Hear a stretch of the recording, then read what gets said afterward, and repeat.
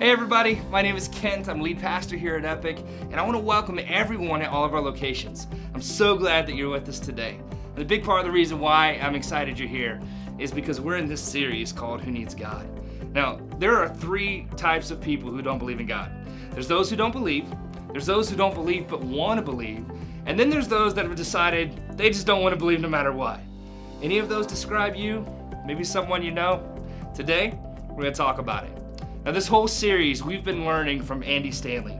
He's the pastor of a church that we're in partnership with, which means that I get to give you access to these messages that I thought would be really helpful for us as a church. And so get out your notes and get ready for the final part in our series, Who Needs God? For some people, they have felt like this series, that my agenda was to convert atheists. And so that's not the case. In fact, my agenda in this series really hasn't been to convert anyone, okay? So if you felt like I've been trying to convert you, that's probably my fault, but it hasn't been to convert you. I just want all of those of you who grew up in church and who left the church to come back. That's what this whole thing is about. I didn't coin this term, and I've learned through the series that some of you are offended by it, and I apologize for that. It's not my word. But some time ago, a research group coined the term none to describe the people who have stepped away from faith. They're basically the non-affiliated or the unaffiliated. So if you grew up in church, specifically Christian church, I just want you to reconsider faith. In fact, I want you, and if you've missed any of this, you got to go back because I got to move fast, but I want you to come back to the faith of your childhood, but not your childhood faith. I want you to reconsider and to step back toward the faith of your childhood, but not your childhood faith. Essentially, I'm inviting you, or this whole series is an invitation to begin your adult journey of faith, or to continue your adult journey of faith, or I could say to re-engage with faith. There's a dozen ways to say this, but if you put faith on the back burner because of really good reasons, a bad church experience, something you learned in college that you couldn't reconcile with Sunday school, whatever the reason might be, I just want you to come back and at least begin again, or start asking the questions that perhaps an adult would ask as it relates to faith. And as we've said, bring your science. Bring your science. If there's a God, we have God's word, but we also have God's world. And God's world is a revelation of what God is like. So bring your science, even your cosmology, bring your skepticism about the Bible, your skepticism about Old Testament miracles, bring all of that with you. Now, if you say, well, Andy, I'm open and I'm curious, but I don't like organized religion, let me just tell you something, I'm a professional.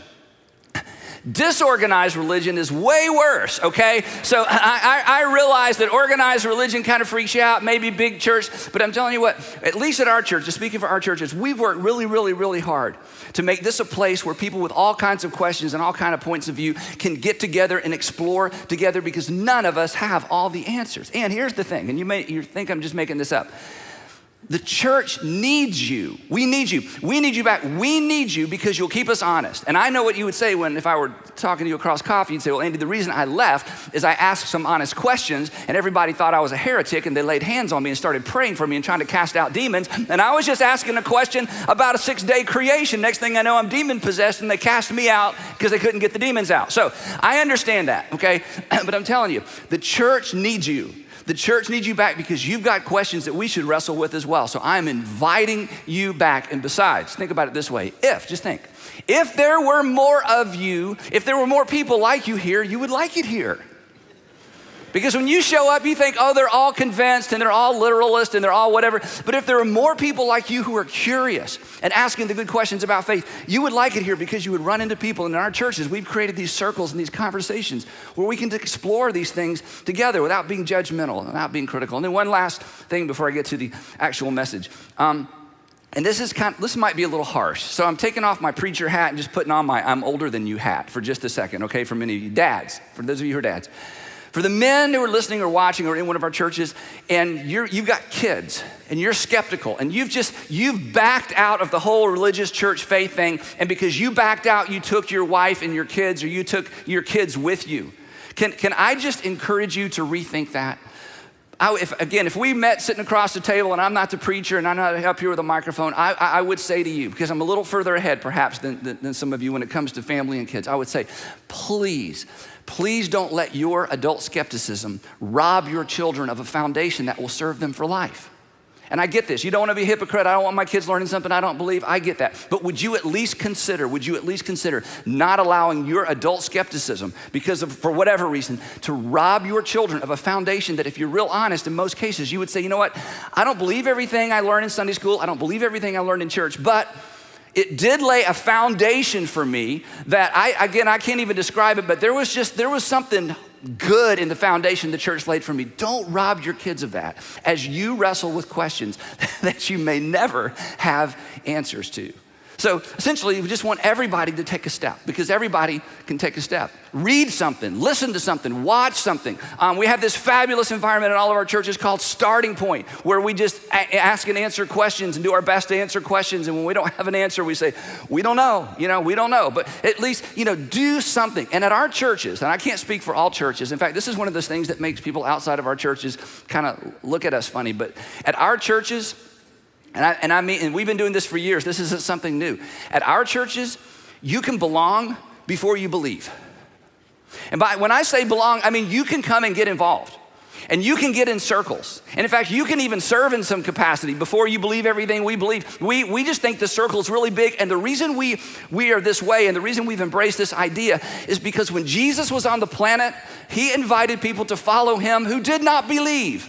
In fact, his followers were worse than any of us. They believed, then they didn't believe, then they didn't know what to believe, and then they believed, and then they changed the world. So if you have ever believed, stopped believing, and you're reconsidering it, you're in. You fit the description or the criteria for somebody who followed Jesus in the first century. So as his body, we dare not say, you can't belong until you believe. If Jesus had started that way, no one would have followed him, because it takes time and we have questions and there are things that we have to explore. And curiosity is a powerful, powerful thing that I think, my opinion, that God gave us the ability to engage in. So we want to invite you to step back into the pool, to begin following Jesus, not following a church, following Jesus, understanding that you may not understand everything. None of us will.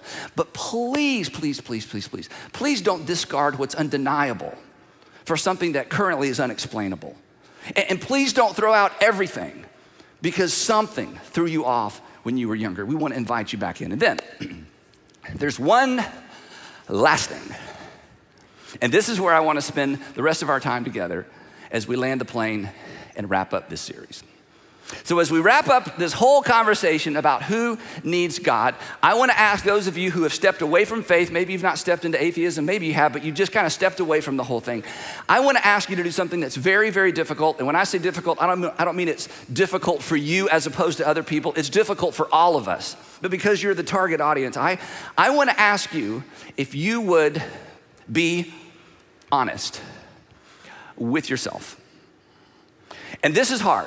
And I know it's hard because it's hard for me. Just my experience, whenever I look in the mirror and I'm super honest with myself, I always end up with a homework assignment. When I'm honest with myself, I have to walk away, and generally there's someone I have to apologize to. When I'm absolutely honest with myself, there's something I have to admit that I don't want to admit. There's something I have to own up to that I don't want to own up to. When I'm really honest with myself, oftentimes I have to humble myself, and humility does not come natural to any of us, possibly. But here's something we've all learned as adults, and it's simply this, that self-deception, when you deceive other people, it's one thing, but self-deception always takes us in a bad direction. If you are not honest with yourself, you cannot get to where you need to be. If you are not honest with yourself, you are stuck. If you're not honest with yourself, it's a lid to growth. And here's how we all know this. I mean, think about how different your growing up family, your growing up life would have been if your dad had been honest with himself, or your mom had been honest with herself. But instead they played games and they hid and they made excuses and they wouldn't take responsibility. For some of you, your family growing up experience would be completely different if somebody would have had the ability, somebody would have encouraged them to just, come on, face up to what you know is true. In fact, some of you who are divorced, you'd still be married if either you or your spouse had the courage to look in the mirror and say, I'm the one with the problem. This really is my issue. I'm the one to blame. I need to quit making excuses and take responsibility for my life. So for the next few minutes, I just want to challenge those of you who have stepped away from faith to do what all of us have to do at some point in some arena of life. And that is, and it's difficult, to be extremely honest with yourself. Now, that may come across insulting. I don't mean for it to be. So just track with me, and maybe this will make sense as we go along. So what in the world does that have to do with anything? Okay, Andy, you want me to be honest with myself? What does that have to do with the fact that I have stepped away from faith? 3 quotes and a question. 3 quotes and a question. One of the books I read in preparation for this series was a book called Mind and Cosmos by Thomas Nagel. Thomas Nagel is a professor at New York University. He teaches philosophy and law. This is a pretty safe title, Mind and Cosmos, but the subtitle is just created havoc in the scientific community. Let me read you the subtitle. Why the materialist neo-Darwinian conception of nature is almost certainly false. This is the subtitle. I mean, this sounds like a thesis statement. Why the materialist neo-Darwinian conception of nature is almost certainly false. And in this book, he's an atheist. Thomas Nagel's an atheist. But in this book, he argues, and these are my words, not his, that essentially in the atheist community, and for the most part in the scientific community, the scientists have done the same thing they accuse religious people of doing. They accuse religious people of having a God of the gaps. Anytime we can't explain something, we say, God did it, God did it, God did it. He says essentially the scientific community is doing the same thing. We have gaps and we say natural selection did it, natural selection did it, natural selection did it. And in this book, he says natural selection does not explain, and natural selection cannot explain some undeniable phenomenon. And in the book, he talks specifically about the issue of value and talks about how in the world could natural selection give us value and other things. It's a fascinating, fascinating book. But the reason I bring Thomas Nagel up isn't because of this book, even though it's a fascinating book. It's because of a book that he wrote earlier where he, as an atheist, makes an extraordinary confession. I mean, and his honesty is really astonishing. But I think for maybe some of you watching or listening today, his honesty is liberating.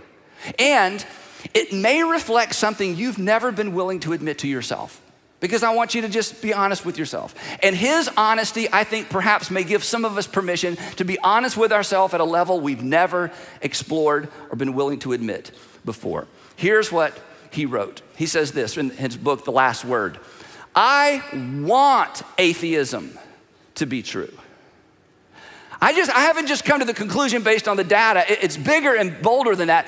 I want atheism to be true, and I'm made uneasy by the fact that some of the most intelligent and well-informed people I know are religious believers. It bothers me that there are thinking people who are believers because I want atheism to be true. This is an extraordinary admission. He goes on, he says this.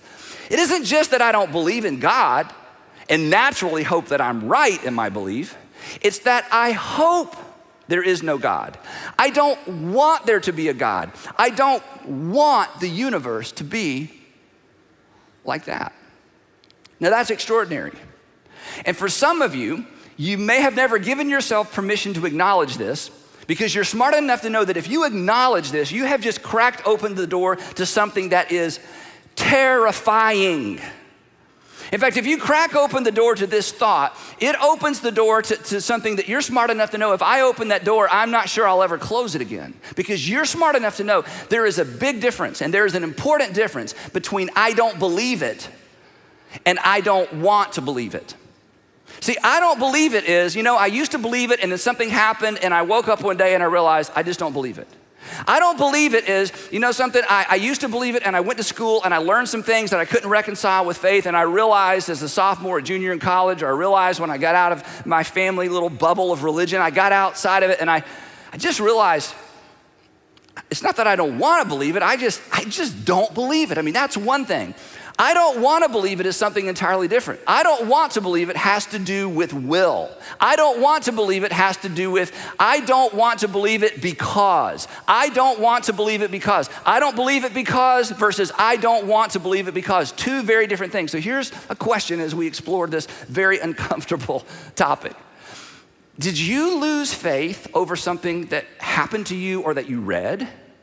Did you lose faith, or did you step back because the information just wasn't there? It was just too elementary. You kept getting Sunday school answers. You kept getting, faith-based answers to your fact-based questions. Is that why you stepped away? Or, I'm prying a little bit, meddling a little bit, or did you decide to stop believing because faith got to be inconvenient? Did you decide to stop believing because faith became inconvenient. And then after you decided to stop believing, you realized stop believing something isn't an argument, so I need to go develop some support for my unbelief. In other words, did your decision to stop believing precede the data you've collected to support your unbelief? Because if the issue is, I just don't believe, I used to believe, I don't believe, or, I'm sort of ambivalent, I've never believed, but hey, then there's information. I mean, you can get questions answered. There's all kinds of things to explore. There are all kinds of books that are contrary to perhaps what you've always believed. That's one thing. If you want God to exist, seek answers. You'll find answers. But here's the tough one. And here's where I want you to be honest with yourself, and don't go anywhere. If your departure from faith was around will and want, if your departure from faith was around, I just don't want it to be true, I don't want to have to do something I don't want to do, if your departure from faith was around will and want, information will never suffice. This is why people who argue with you, their arguments just bounce off. Blaise Pascal, 17th century mathematician, physicist, philosopher. I think he died at like 39. He was a child prodigy. His father homeschooled him. He's made some extraordinary statements. Here's one. Look at this. He says this: people almost invariably arrive at their beliefs not on the basis of proof. People almost invariably arrive at their beliefs not on the basis of proof, but on the basis of what they find attractive. Are we not all guilty of this? Of course we are. And here's why. Because very few of us, and maybe none of us, I don't know, you may be the exception, very few of us are on a truth quest. We don't wake up every day saying, I just want to know the truth. I'm willing to abandon all my presuppositions. I'm willing to abandon my entire worldview if only I could know the truth. If you wake up like that every day, I'd like to meet you, but I don't know how much time I want to spend with you, okay? That's just a very unusual thing. We're not on a truth quest. We are on a happiness quest. I want to be happy. Give me a worldview, give me a set of values, give me a way of thinking that makes me happy. And if that worldview and that set of values doesn't make me happy anymore, I'm all about changing my worldview and my set of values, because I'm not on a truth quest. I'm going to be nice to know what the truth is and believe the truth. But at the end of the day, I just want to be happy. St. Augustine said this. He says, we love the truth when it enlightens us. We hate the truth when it convicts us. And all of you know this. We all know this because all you have to do is think back to arguing with your parents when you were a kid, right? When you argued with your parents, were you trying to get to the truth? Or were you trying to have your way? Were you trying to get to the bottom line, Mom and Dad, let's find truth. Oh, Dad, you're right. I apologize. You enlightened me. No. We didn't argue with our parents that way. We argued to get our way, not get to the truth. And as a kid, when you won the argument, sometimes you walked away knowing, didn't you? You just knew. If you've ever had an argument with your husband or your wife, and halfway through the argument, what is this? Again, how did natural selection get us here? Maybe there's an explanation. What is this thing in us? I'm in the middle of arguing with someone, maybe someone I love, and halfway through the argument, I realize, they're right. And what do? I just keep on arguing. Because I'm not trying to get to the truth. I want to win the argument. It's not about right and wrong. It's about win. And then I win the argument because I'm smarter than somebody, or I have a one-liner, or they have to leave early, or we get disconnected and I had the last word. Gotcha, But when the conversation's over, when the argument's over, we know. We won the argument. We had more facts. We had more leverage. We were better with words. But we know. Now, here's what I want you, this is tough, I know. Look, when we won't acknowledge what we suspect to be true, and we've all been here, when we're not willing to acknowledge what we suspect to be true, when we won't look for fear of what we might see, when we won't acknowledge what we suspect might be true, when we won't look for fear of what we might see, you know what that means? It means there's something else in the mix. It means there's something else going on. It means that all the arguments and all the reasons we put out there, while they may be true and while they may give us leverage, it means there's more to this conversation, there's more to this energy than we've been willing to acknowledge. And here, this is the question today. What is that? If you're one of those people that honestly you just don't want to believe, what is that? And maybe you've never been willing to admit until maybe today, you know what the problem is, Andy? You're right. I mean, I got all these facts and figures and arguments, and I shut my parents down years ago, and I pulled out of church years ago. And if anybody asks me, I've got all the, 3 or 4 zingers, and they just kind of melt away. But to be honest, I'd never thought about this. I just don't want to believe. What is that? What is it that causes you to not be willing, or any of us? I mean, this isn't just for people who've stepped away from the church. This is just this is a human being. This is a human thing. What is it in us that won't acknowledge what we suspect to be true or cause us not to look when we're afraid of what we might see? I think all of us, but today I'm talking to those of you who stepped away from faith, all of us need to know the answer to that question.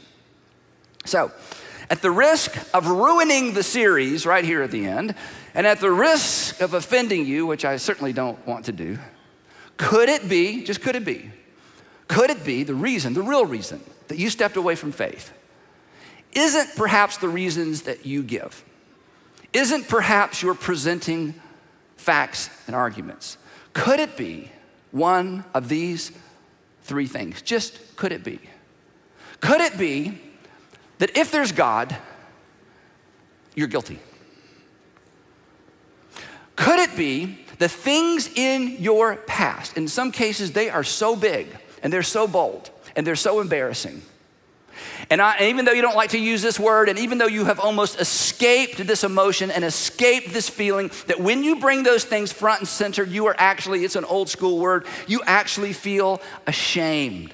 You're actually embarrassed, and you try to keep those things locked away, and you've labeled them, you've used the cultural label for all those things. You say, well, when I was younger or in the past, I made some mistakes. But here's what I'm just asking you to crack the door open. It's scary, it's terrifying. I have to completely get that.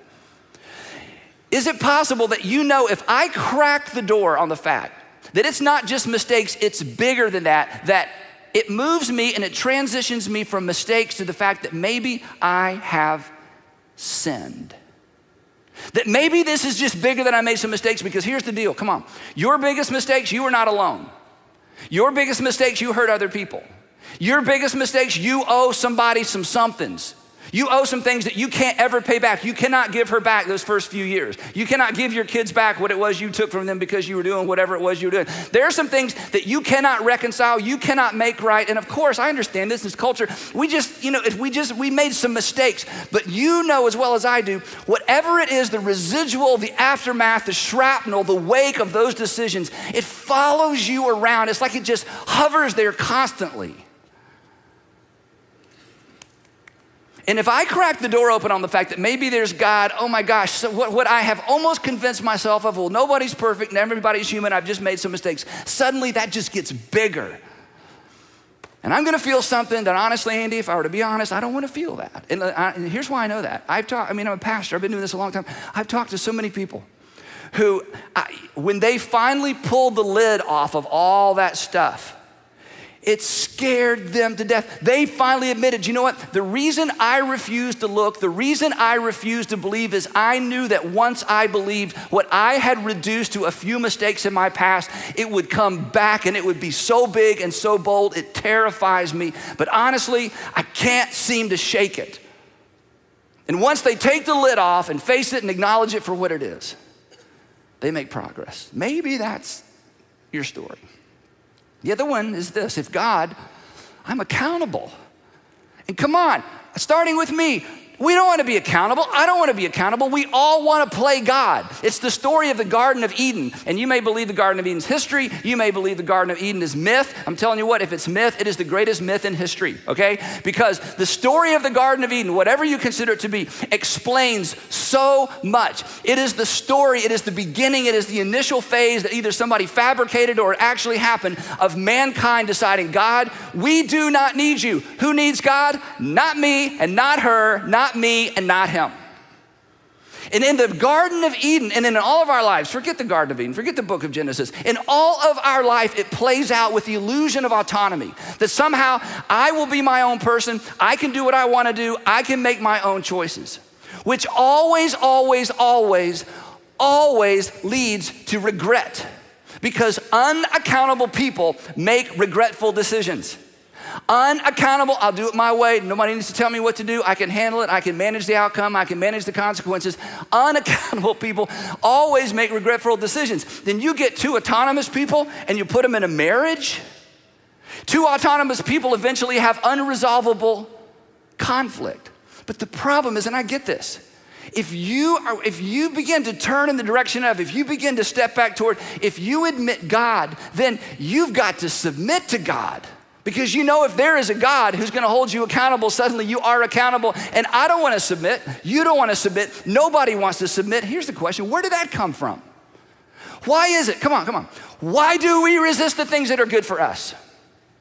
My Labrador Retriever never did that, ever. That was just amazing. She was so obedient.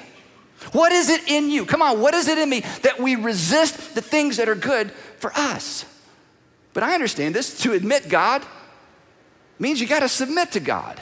So we live, come on, isn't this true? We live loud, busy lives until life gets our attention. And third thing, maybe this is you, maybe not, maybe this is your thing. If God,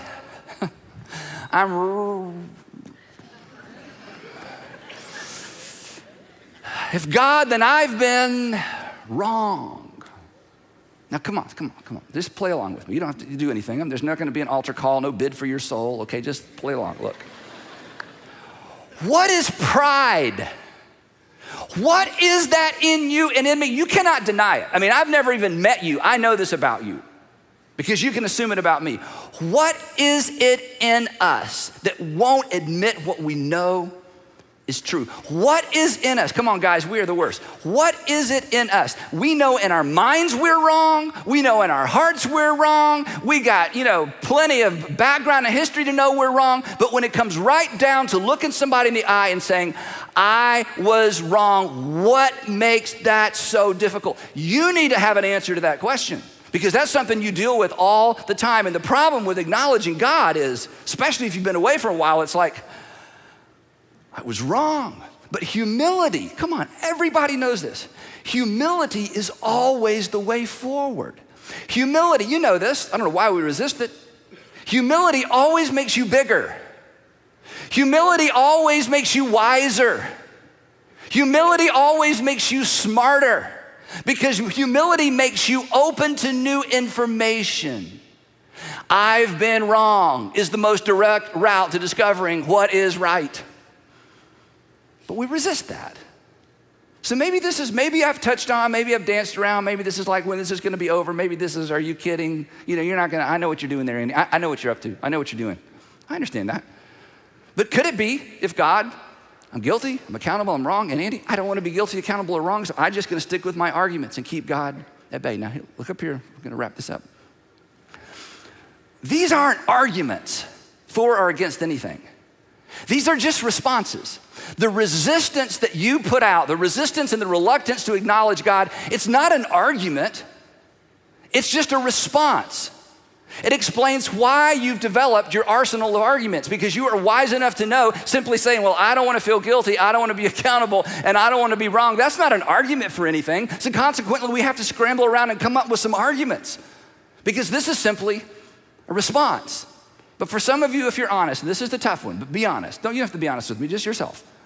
Isn't it true that your arguments against God came after your decision not to want God? Isn't it true your intellectual arguments against the existence of God or the Bible or whatever your thing is, isn't it true that was not first? That came second. After an initial season or period or event where you decided, I don't want God. But not wanting God is not an argument, it is a response. I need some reasons to support my decision. It explains why you have developed your arsenal of arguments, because you did not want God to be. Now, still with me? Look, this brings us to the good news. In fact, it's not just good news, it's like ridiculously good news. Okay, don't miss this. If you've been doing something at home, shopping, whatever, just give me 30 seconds, okay? Look up here. When we acknowledge, this is huge, when we acknowledge that the issue is our resistance, not God's existence, when we are willing to acknowledge the real issue is my resistance, not God's existence, when we're willing to be honest with ourselves and say, okay, it terrifies me, I'm not necessarily gonna do anything with it, but you know what? Okay, Andy, nobody's gonna know but me, but it's true. The real issue for me is not God's existence. The real issue for me is my personal resistance. When you get there, if you will just take that baby step, you have stepped into the middle of an epic narrative. The epic narrative of God pursuing a relationship with a rebel race that broke relationship with God. And I'll tell you why this is great news. Because once you are willing to admit this isn't about God's existence, this isn't actually about science, this is about my personal resistance. Once you are willing to do that, you step into the stream of humanity that has struggled with submission to God since the very beginning of time. You are exactly where you need to be, because if Jesus was correct, and there's lots of evidence to say that Jesus was correct, and specifically, if Jesus was correct about God, there's forgiveness. That your rebellion, your sin, your mistakes become, you know this, come on, you grew up in church, most of you, your sin, your mistakes, whatever you call them, they become the platform for God to demonstrate his love for you. In fact, the Apostle Paul said it perfectly, and there's a word in this phrase that we miss sometimes, but it's like the big word. Paul said this, he says, for God demonstrates. Didn't just say it. For God demonstrates his own love for us in this, while we were still mistakers, while we were still nobody's perfecting, while we were, everybody, while we were still, I did it on purpose. Okay, I admit it, I did it on purpose. I knew it would hurt her, I did it on purpose. I knew this wasn't the right thing to do. I knew I would have regret. I did it on purpose. Come on. You know that about you. I know that about me. Let's be honest. While we were still sinners, Christ died for us. The new atheists, they make a big deal. Why does it, if there's a God, why didn't God just forgive everybody? Why all the blood? Why all the gore? Why did somebody have to die? Why didn't God just say you're all forgiven? Here's the answer to that question. Because God wanted to enter into a relationship with mankind. You cannot have a relationship with someone you do not sacrifice for. If you do not sacrifice for me, I don't know that you love me. This is so powerful. This is the gospel. This is right at the epicenter of everything we believe as Christians. God demonstrated his love for you. He touched down to enter a relationship with mankind, and every relationship demands sacrifice. Every offense requires forgiveness. Every offense requires coming back together and restitution. And through Christ, this is why it is the grand narrative. It is the perfect story. It's why all the evidence points to the fact that this is actually the stream in which we live and in which we swim. That through Christ, God demonstrated both his forgiveness and his restitution. Whew. Do you really want to live the rest of your life outside of that? Especially if there's something stirring in your heart that says, I think that might be true. If there's God, there's relationship. To resist, come on. To resist accountability to God, which we all resist. To resist accountability to God is to resist relationship with God. Parents know this. When their kids rebel, what's broken? The relationship's broken. If there's God, there's truth. There's a basis for moral law. Like we talked about last week, there's truth. There's a basis for judgment, for justice. Look, this is so huge. If there is God, there is an explanation for the oughts. There's an explanation for the oughts that you embrace. There's an explanation for the oughts that don't always govern your actions. There is an explanation for the oughts that don't always govern your actions, but always govern your reactions. You ought not have treated me that way. Now, I may treat you, but hey, don't you treat me. What is that? What is the big grand ought of how you know other people ought to treat you, and you know how you ought to treat them, but you don't even do what you ought to do, but you are quick to be angry when they don't do what they ought to do? What is that? If God, there's truth, there's morality, there's a basis for justice. There is a basis for the law of nature, the law in your heart that you respond to every single day. If God, there's forgiveness, there's a relationship, and there's truth. So if the question was, who wants God? At some point, none of us. But if the question is, who needs God? As it turns out, all of us. Now, you may not know this, but Jesus had brothers and sisters.